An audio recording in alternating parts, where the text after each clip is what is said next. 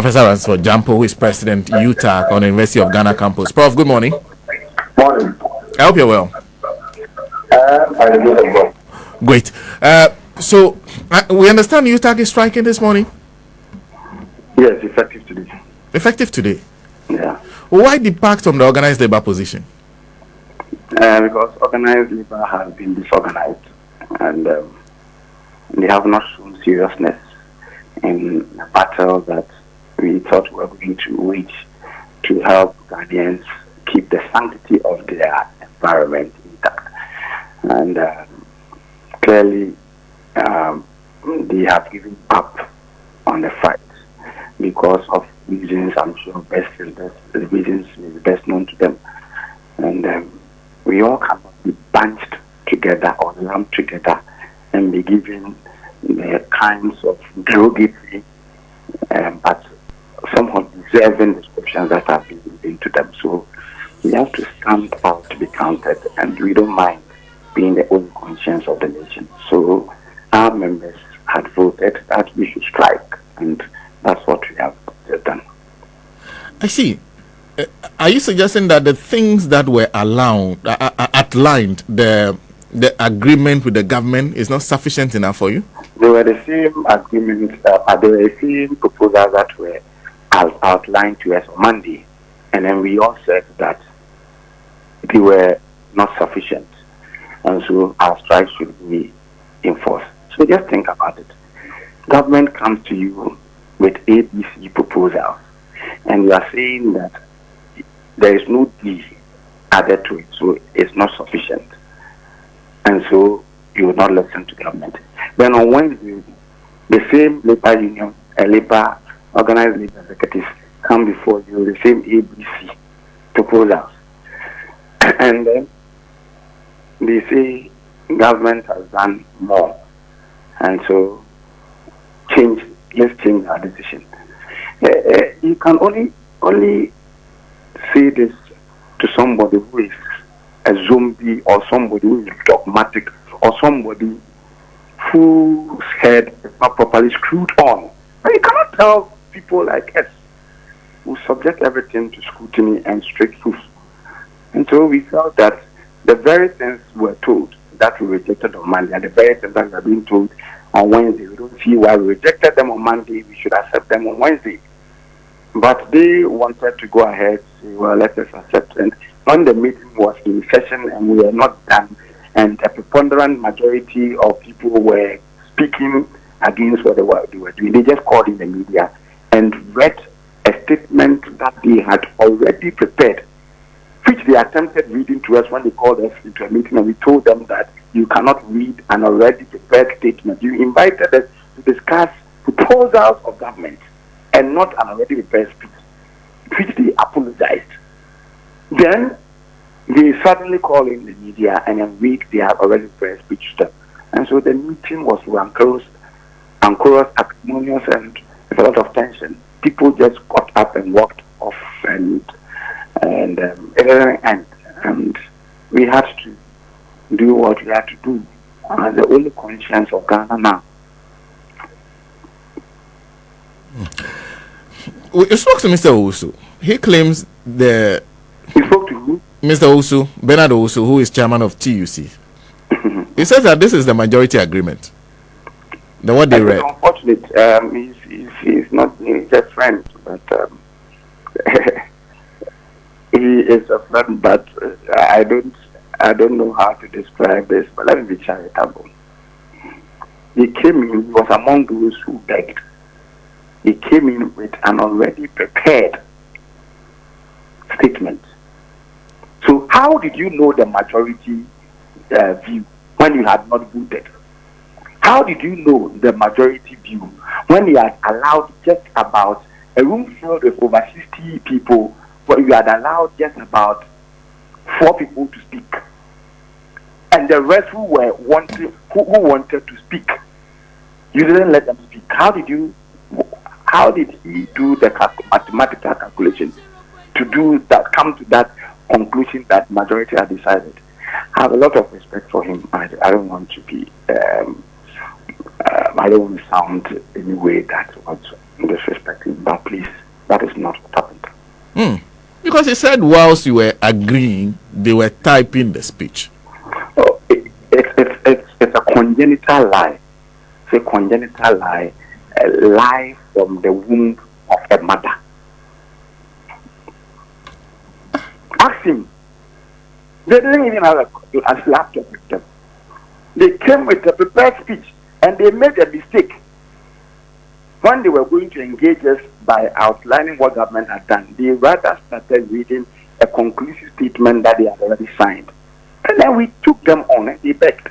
He was among those who begged. Please, ignore him. He's not being truthful. Why is it that all the meetings that we hold, we start with prayer and we sing patriotic songs?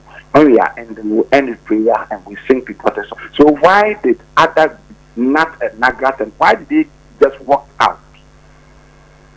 Why did people just walk off them?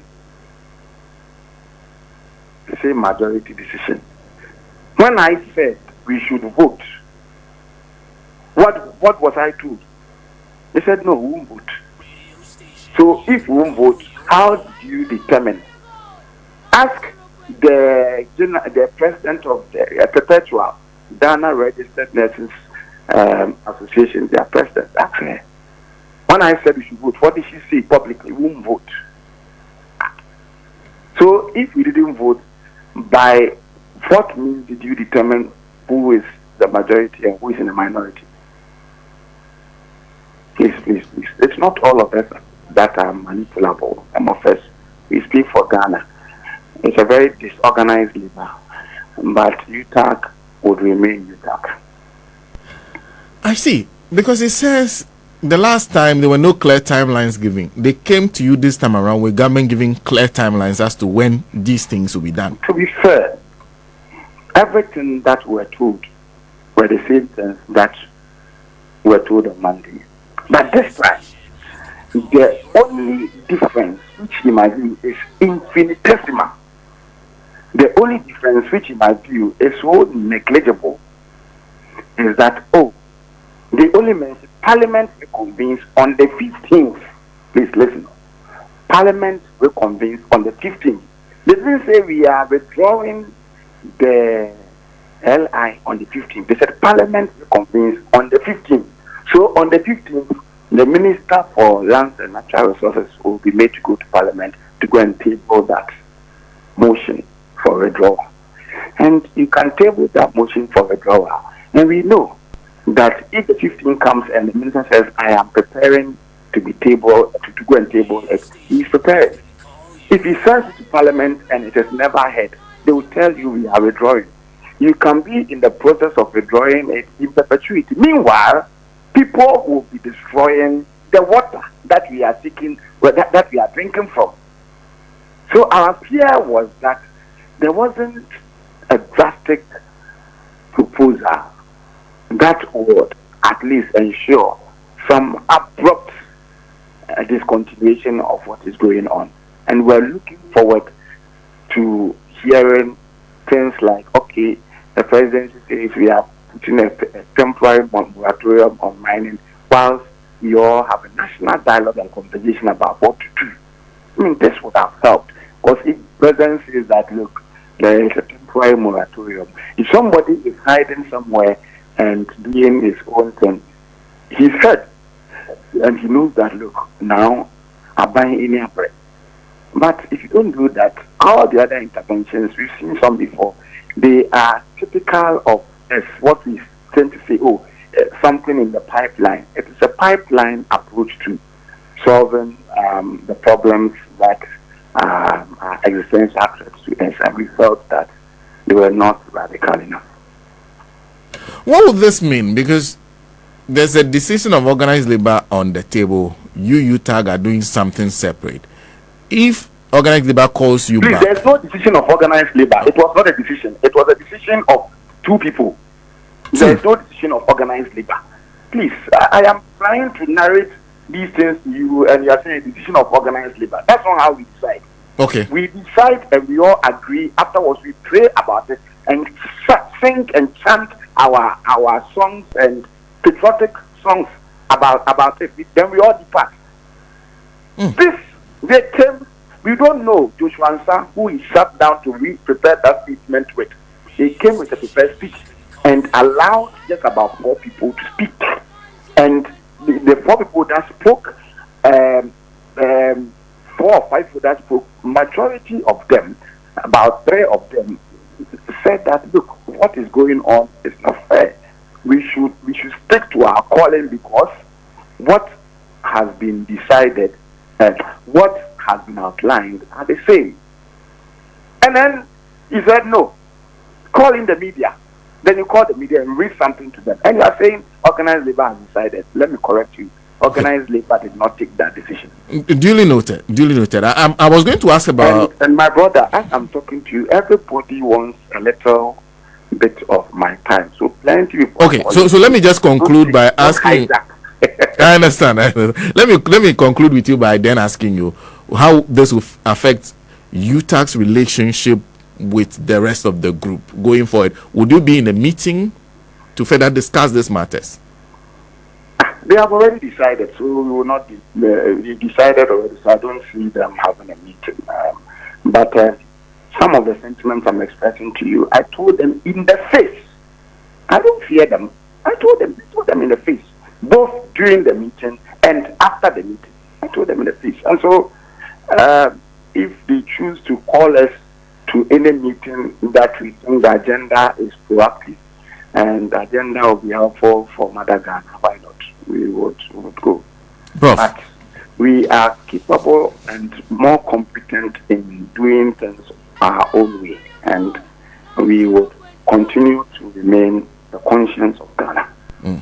Kudos to you at UTAG. Thank you very much for speaking to us. Thank you. Yeah.